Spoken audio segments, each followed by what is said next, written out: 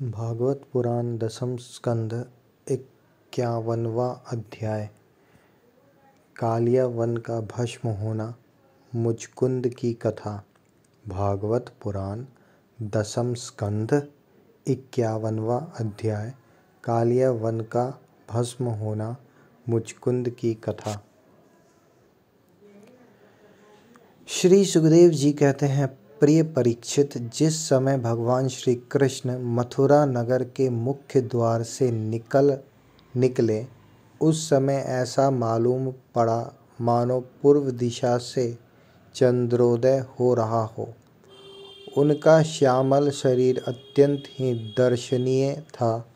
उस पर रेशमी पीतांबर की छटा निराली ही थी। वक्षस्थल पर स्वर्ण रेखा के रूप में श्रीवत्स चिन्ह शोभा पा रहा था और गले में कौस्तुभ मणि जगमगा रही थी। चारों भुजाएं थी जो लंबी लंबी और कुछ मोटी मोटी थी। हाल के खिले हुए कमल के समान कोमल और रत्नारे नेत्र थे। मुख कमल पर राशि राशि आनंद खेल रहा था। कपोलों की छटा निराली ही थी। मंद मंद मुस्कान देखने वालों का मन चुराए लेती थी। कानों में मकराकृत कुंडल झिलमिल झिलमिल झलक रहे थे। उन्हें देखकर कालिया वन ने निश्चय किया कि यह पुरुष वासुदेव है, क्योंकि नारद जी ने जो जो लक्षण बतलाए थे, वक्षस्थल पर श्रीवत्स का चिन्ह, 4 भुजाएं, कमल के से नेत्र, गले में वनमाला और सुंदरता की सीमा, वे सब इसमें मिल रहे हैं। इसलिए यह कोई दूसरा नहीं हो सकता। इस समय यह बिना किसी अस्त्र शस्त्र के पैदल ही इस ओर चला आ रहा है। इसलिए मैं भी इसके साथ बिना अस्त्र शस्त्र के ही लड़ूंगा। ऐसा निश्चय करके जब कालिया वन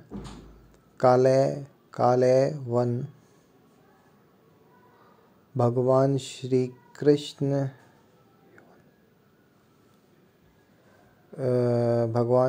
कृष्ण की ओर दौड़ा, तब वे दूसरी ओर मुंह करके रणभूमि से भाग चले और उन योगी दुर्लभ प्रभु को पकड़ने के लिए कालियवन उनके पीछे पीछे दौड़ने लगा। रण भगवान लीला करते हुए भाग रहे थे। कालियावन पग पग पर यही समझता था कि अब पकड़ा तब पकड़ा। इस प्रकार भगवान उसे बहुत दूर एक पहाड़ की गुफा में ले गए।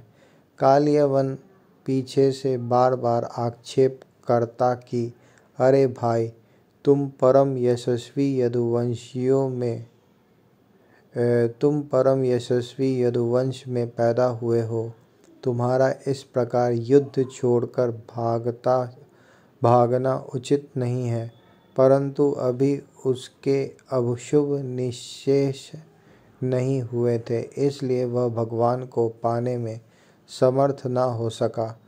उसके आक्षेप करते रहने पर भी भगवान उस पर्वत की गुफा में घुस गए। उनके पीछे कालियावन भी घुसा। वहां उसने एक दूसरे ही मनुष्यों को सोते हुए देखा। उसे देखकर कालियावन ने सोचा, देखो तो सही, यह मुझे इस प्रकार इतनी दूर ले आया और अब इस तरह मानो इसे कुछ पता ही न हो, साधु बाबा बनकर सो रहा है। यह सोचकर उस मूढ़ ने उसे कसकर एक लात मारी। वह पुरुष वहां बहुत दिनों से सोया हुआ था। पैर की ठोकर लगने से वह उठ पड़ा और धीरे धीरे उसने अपनी आंखें खोली। इधर उधर देखने पर पास ही कालियावन खड़ा हुआ दिखाई दिया। परीक्षित, वह पुरुष इस प्रकार ठोकर मारकर जगाए जाने से कुछ रुष्ट हो गया था। उसकी दृष्टि पड़ते ही कालियवन के शरीर में आग पैदा हो गई और वह क्षण भर में जलकर राख का ढेर हो गया। राजा परीक्षित ने पूछा, भगवान, जिसके दृष्टिपात मात्र से कालियवन जल कर भस्म हो गया, वह पुरुष कौन था? किस वंश का था? उसमें कैसी शक्ति थी और वह किसका पुत्र था? आप कृपा करके यह भी बतलाइए कि वह पर्वत की गुफा में जाकर क्यों सो रहा था। श्री सुखदेव जी कहते हैं, परीक्षित, वे इक्ष्वाकु वंशी महाराज श्री सुखदेव जी कहते हैं, परीक्षित, वे इक्ष्वाकु वंशी महाराजा मानधाता के पुत्र राजा मुचकुंद थे। वे ब्राह्मणों के परम भक्त, सत्य प्रतिज्ञ, संग्राम विजयी और महापुरुष थे। एक बार इंद्रादि देवता असुरों से अत्यंत भयभीत हो गए थे। उन्होंने अपनी रक्षा के लिए राजा मुचकुंद से प्रार्थना की और उन्होंने बहुत दिनों तक उनकी रक्षा की। जब बहुत दिनों के बाद देवताओं को सेनापति के रूप में स्वामी कार्तिकेय मिल गए, तब उन लोगों ने राजा मुचकुंद से कहा, राजन, आपने हम लोगों की रक्षा के लिए बहुत श्रम और कष्ट उठाए हैं। अब आप विश्राम कीजिए। वीर शिरोमणि, आपने हमारी रक्षा के लिए मनुष्य लोक का अपना अकंटक राज्य छोड़ दिया और जीवन की अभिलाषाएं तथा भोगों का भी परित्याग कर दिया। अब आपके पुत्र, रानियां, बंधु बांधव और अमात्य मंत्री तथा आपके समय की प्रजा में से कोई नहीं रहा है। सब के सब काल के गाल में चले गए। काल समस्त बलवानों से भी बलवान है। वह स्वयं परम समर्थ, अविनाशी और भगवत स्वरूप है। जैसे ग्वाले पशुओं को अपने वश में रखते हैं, वैसे ही वह खेल खेल में सारी प्रजा को अपने अधीन रखता है। राजन, आपका कल्याण हो। आपकी जो इच्छा हो हमसे मांग लीजिए। हम कैवल्य मोक्ष के अतिरिक्त आपको सब कुछ दे सकते हैं, क्योंकि कैवल्य मोक्ष देने की सामर्थ्य तो केवल अविनाशी भगवान विष्णु में ही है। परम यशस्वी राजा मुचकुंद ने देवताओं के इस प्रकार कहने पर उनकी वंदना के और बहुत थके होने के कारण निद्रा का ही वर मांगा तथा उनसे वर पाकर वे नींद से भरकर पर्वत की गुफा में जा सोए। उस समय देवताओं ने कह दिया था कि राजन, सोते समय यदि आपको कोई मूर्ख बीच में ही जगा देगा तो वह आपकी दृष्टि पड़ते ही उसी क्षण भस्म हो जाएगा। परीक्षित, जब कालियवन भस्म हो गया, तब यदुवंश शिरोमणि भगवान श्री कृष्ण ने परम बुद्धिमान राजा मुचकुंद को अपना दर्शन दिया। भगवान श्री कृष्ण का श्री विग्रह वर्षाकालीन मेघ के समान सांवला था। रेशमी पीताम्बर धारण किए हुए थे। वक्षस्थल पर श्रीवत्स और गले में कौस्तुभ मणि अपनी दिव्य ज्योति बिखेर रहे थे। 4 भुजाएं थीं। वैजयंती माला अलग ही घुटनों तक लटक रही थी। मुख कमल अत्यंत सुंदर और प्रसन्नता से खिला हुआ था। कानों में मकराकृत कुंडल जगमगा रहे थे। होठों पर प्रेम भरी मुस्कुराहट थी और नेत्रों की चितवन अनुराग की वर्षा कर रही थी। अत्यंत दर्शनीय तरुण अवस्था और मतवाले सिंह के समान निर्भीक चाल। राजा मुचकुंद यद्यपि बड़े बुद्धिमान और धीर पुरुष थे, फिर भी भगवान की यह दिव्य ज्योतिर्मयी मूर्ति देखकर कुछ चकित हो गए। उनके तेज से हतप्रतिभ हो सकपका गए। भगवान अपने तेज से दुर्धर्ष जान पड़ते थे। राजा ने तनिक शंकित होकर पूछा।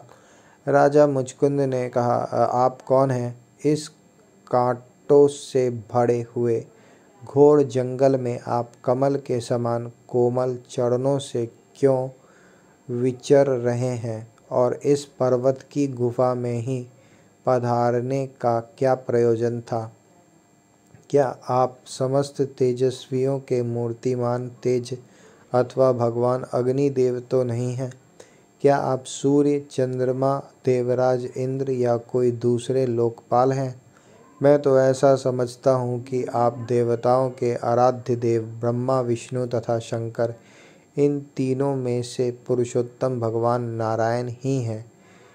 क्योंकि मैं तो ऐसा समझता हूँ कि आप देवताओं के आराध्य देव ब्रह्मा, विष्णु तथा शंकर, इन तीनों में से पुरुषोत्तम भगवान नारायण ही हैं। क्योंकि जैसे श्रेष्ठ दीपक अंधेरों को दूर कर देता है, वैसे ही आप अपनी अंग कांति से इस गुफा का अंधेरा भगा रहे हैं। पुरुष श्रेष्ठ, यदि आपको रुचे तो हमें अपना जन्म, कर्म और गोत्र बतलाइए, क्योंकि हम सच्चे हृदय से उसे सुनने के इच्छुक हैं। और पुरुषोत्तम, यदि आप हमारे बारे में पूछें तो हम इक्ष्वाकु वंशी क्षत्रिय हैं। मेरा नाम है मुचकुंद और प्रभु, मैं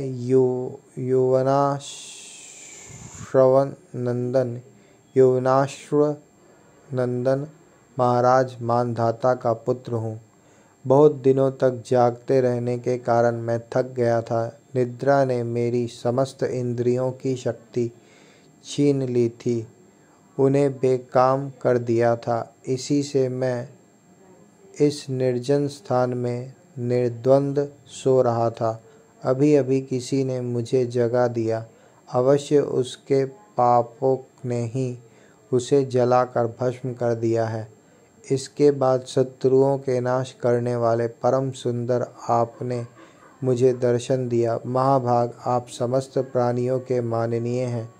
आपके परम दिव्य और असहाय तेज से मेरी शक्ति खो गई है। मैं आपको बहुत देर तक देख भी नहीं सकता। जब राजा मुचकुंद ने इस प्रकार कहा, तब समस्त प्राणियों के जीवन दाता भगवान श्री कृष्ण ने हंसते हुए मेघ ध्वनि के समान गंभीर वाणी से कहा। भगवान श्री कृष्ण ने कहा, प्रिय मुचकुंद, मेरे हजारों जन्म, कर्म और नाम हैं। वे अनंत हैं, इसलिए मैं भी उनकी गिनती करके नहीं बतला सकता। यह संभव है कि कोई पुरुष अपने अनेक जन्मों में पृथ्वी के छोटे छोटे धूल कणों की गिनती कर डाले, परंतु मेरे जन्म, गुण, कर्म और नामों को कोई कभी किसी प्रकार नहीं गिन सकता। राजन, सनक, सनंदन आदि परमर्षि गण मेरे त्रिकाल सिद्ध जन्म और कर्मों का वर्णन करते रहते हैं, परंतु कभी उनका पार नहीं पाते। प्रिय मुचकुंद, ऐसा होने पर भी मैं अपने वर्तमान जन्म, कर्म और नामों का वर्णन करता हूँ। सुनो, पहले ब्रह्मा जी ने मुझसे धर्म की रक्षा और पृथ्वी के भार बने हुए असुरों का संहार करने के लिए प्रार्थना की थी।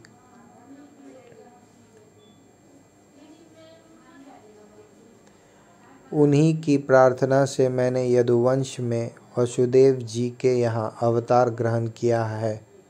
अब मैं वसुदेव जी का पुत्र हूँ, इसलिए लोग मुझे वासुदेव कहते हैं।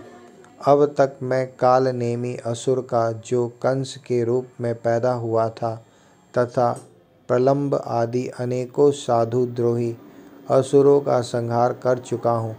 राजन, यह कालियावन था जो मेरी ही प्रेरणा से तुम्हारी तीक्ष्ण दृष्टि पड़ते ही भस्म हो गया। वही मैं तुम पर कृपा करने के लिए ही इस गुफा में आया हूँ। तुमने पहले मेरे बहुत आराधना की है और मैं हूँ भक्त वत्सल, इसलिए राजर्षि, तुम्हारी जो अभिलाषा हो मुझसे मांग लो, मैं तुम्हारी सारी लालसा अभिलाषाएं पूर्ण कर दूंगा। जो पुरुष मेरी शरण में आ जाता है उसके लिए फिर ऐसा कोई वस्तु नहीं रह जाती जिसके लिए वह शोक करे। श्री सुखदेव जी कहते हैं, जब भगवान श्री कृष्ण ने इस प्रकार कहा तब राजा मुचकुंद को वृद्ध गर्ग का यह कथन याद आ गया कि यदुवंश में भगवान अवतीर्ण होने वाले हैं। वे जान गए कि ये स्वयं भगवान नारायण हैं।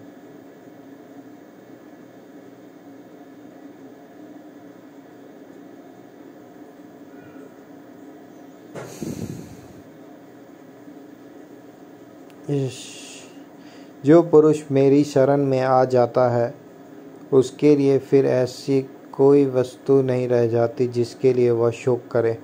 श्री सुखदेव जी कहते हैं, जब भगवान श्री कृष्ण ने इस प्रकार कहा तब राजा मुचकुंद को वृद्ध गर्ग का यह कथन याद आ गया कि यदुवंश में भगवान अवतीर्ण होने वाले हैं। वे जान गए कि ये स्वयं भगवान नारायण हैं। आनंद से भरकर उन्होंने भगवान के चरणों में प्रणाम किया और इस प्रकार स्तुति की। मुचकुंद ने कहा, प्रभु, जगत के सभी प्राणी आपकी माया से अत्यंत मोहित हो रहे हैं। वे आपसे विमुख होकर अनर्थ में ही फंसे रहते हैं, आपका भजन नहीं करते। वे सुख के लिए घर गृहस्थी के उन झंझटों में फंस जाते हैं जो सारे दुखों के मूल स्रोत हैं। इस तरह स्त्री और पुरुष सभी ठगे जा रहे हैं इस पाप रूप संसार से सर्वथा रहित प्रभु। यह भूमि अत्यंत पवित्र कर्म भूमि है। इसमें मनुष्य का जन्म होना अत्यंत दुर्लभ है। मनुष्य जीवन इतना पूर्ण है कि उसमें भजन के लिए कोई भी असुविधा नहीं है। अपने परम सौभाग्य और भगवान की अहेतुक कृपा से उसे अनायास ही प्राप्त करके भी जो अपनी मति गति असत संसार में ही लगा देते हैं और तुच्छ विषय सुख के लिए ही सारा प्रयत्न करते हुए घर गृहस्थी के अंधेरे कुएं में पड़े रहते हैं, भगवान की चरण कमलों की उपासना नहीं करते, भजन नहीं करते, वे तो ठीक उस पशु के समान हैं जो तुच्छ तृष्णा के लोभ से अंधेरे कुएं में गिर जाता है। भगवान, मैं राजा था, राज्य लक्ष्मी के मद से मैं मतवाला हो रहा था। इस मरने वाले शरीर को ही तो मैं आत्मा अपना स्वरूप समझ रहा था और राजकुमार, रानी, खजाना तथा पृथ्वी के लोभ मोह में ही फंसा हुआ था।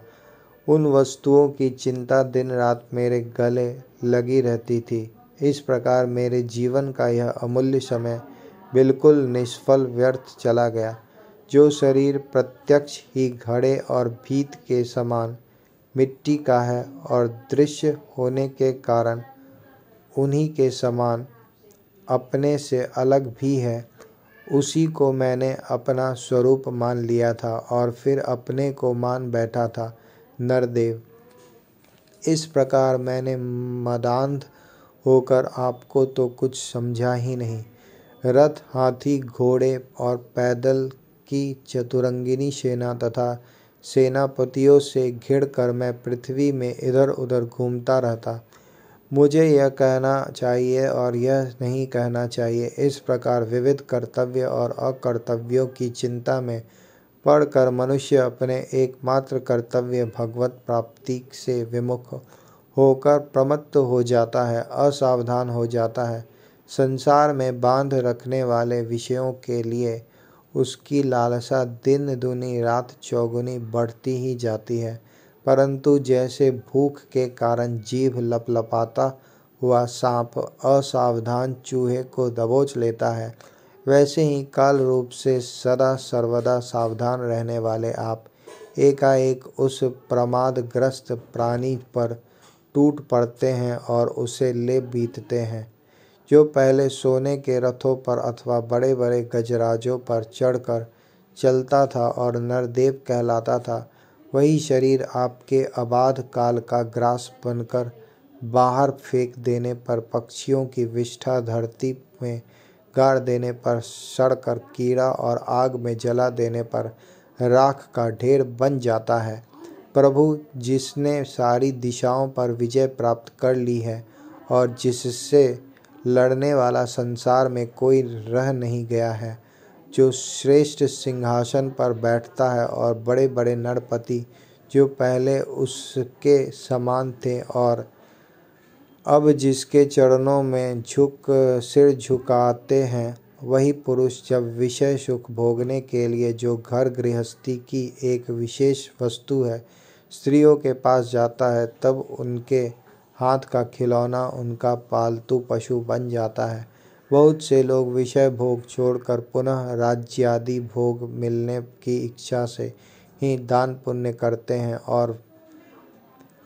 और मैं फिर जन्म लेकर सबसे बड़ा परम स्वतंत्र सम्राट हूँ, ऐसी कामना रखकर तपस्या में भली भांति स्थित हो शुभ कर्म करते हैं। इस प्रकार जिनकी तृष्णा बढ़ी हुई है वह कदापि सुखी नहीं हो सकता। अपने स्वरूप में एक रस स्थित रहने वाले भगवान जीव अनादि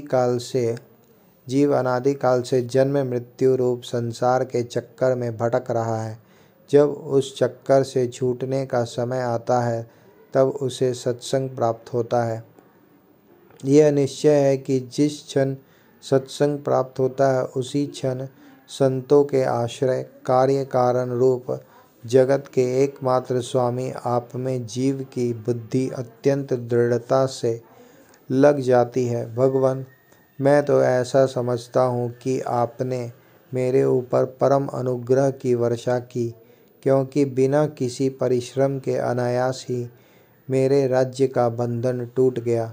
साधु स्वभाव के चक्रवर्ती राजा भी जब अपना राज्य छोड़कर एकांत में भजन साधन करने के उद्देश्य वन में जाना चाहते हैं, तब उसके ममता बंधन से मुक्त होने के लिए बड़े प्रेम से आपसे प्रार्थना किया करते हैं। अंतर्यामी प्रभु, आपसे क्या छिपा है। मैं आपके चरणों की सेवा अतिरिक्त और कोई भी वर नहीं चाहता, क्योंकि जिनके पास किसी प्रकार का संग्रह परिग्रह नहीं है अथवा जो उसके अभिमान से रहित है, वे लोग भी केवल उसी के लिए प्रार्थना करते रहते हैं। भगवान, भला बतलाइए तो सही, मोक्ष देने वाले आपकी आराधना करके ऐसा कौन श्रेष्ठ पुरुष होगा जो अपने को बांधने वाले सांसारिक विषयों का वर मांगे। इसलिए प्रभु, मैं सत्वगुण, रजोगुण और तमोगुण से संबंध रखने वाली समस्त कामनाओं को छोड़कर केवल माया के लेश मात्र संबंध से रहित गुणातीत एक अद्वितीय चित्त स्वरूप परम पुरुष आपकी शरण ग्रहण करता हूँ। भगवान, मैं अनादिकाल से अपने कर्म फलों को भोगते भोगते अत्यंत आर्त हो रहा था। उनकी दुखद ज्वाला रात दिन मुझे जलाती रहती थी। मेरे 6 शत्रु, 5 इंद्रियां और 1 मन कभी शांत न होते थे। उनकी विषयों की प्यास बढ़ती ही जा रही थी। कभी किसी प्रकार एक क्षण के लिए भी मुझे शांति न मिली। शरण दाता, अब मैं आपके भय, मृत्यु और शोक से रहित चरण कमलों की शरण में आया हूँ। सारे जगत के एकमात्र स्वामी परमात्मन, आप मुझ शरणागत की रक्षा कीजिए। भगवान श्री कृष्ण ने कहा, सार्वभौम महाराज, तुम्हारी मति, तुम्हारा निश्चय बड़ा ही पवित्र और ऊंची कोटि का है। यद्यपि मैंने तुम्हें बार बार वर देने का प्रलोभन दिया, फिर भी तुम्हारी बुद्धि कामनाओं के अधीन न हुई। मैंने तुम्हें जो वर देने का प्रलोभन दिया वह केवल तुम्हारी सावधानी की परीक्षा के लिए। मेरे जो अनंत भक्त होते हैं उनकी बुद्धि कभी कामनाओं से इधर उधर नहीं भटकती। जो लोग मेरे भक्त नहीं होते वे चाहे प्राणायाम आदि के द्वारा अपने मन को वश में करने का कितना ही प्रयत्न क्यों न करें, उनकी वासनाएं क्षीण नहीं होती और राजन, उनका मन फिर से विषयों के लिए मचल पड़ता है। तुम अपने मन और सारे मनोभावों को मुझे समर्पित कर दो, मुझ में लगा दो और फिर स्वच्छंद रूप से पृथ्वी पर विचरण करो। मुझ में तुम्हारी विषय वासना शून्य निर्मल भक्ति सदा बनी रहेगी। तुमने क्षत्रिय धर्म का आचरण करते समय शिकार आदि के अवसरों पर बहुत से पशुओं का वध किया है। अब एकाग्र चित्त से मेरी उपासना करते हुए तपस्या के द्वारा उस पाप को धो डालो। राजन, अगले जन्म में तुम ब्राह्मण बनोगे और समस्त प्राणियों के सच्चे हितैषी परम सुहृद होगे तथा फिर मुझ विशुद्ध विज्ञान धन परमात्मा को प्राप्त करोगे।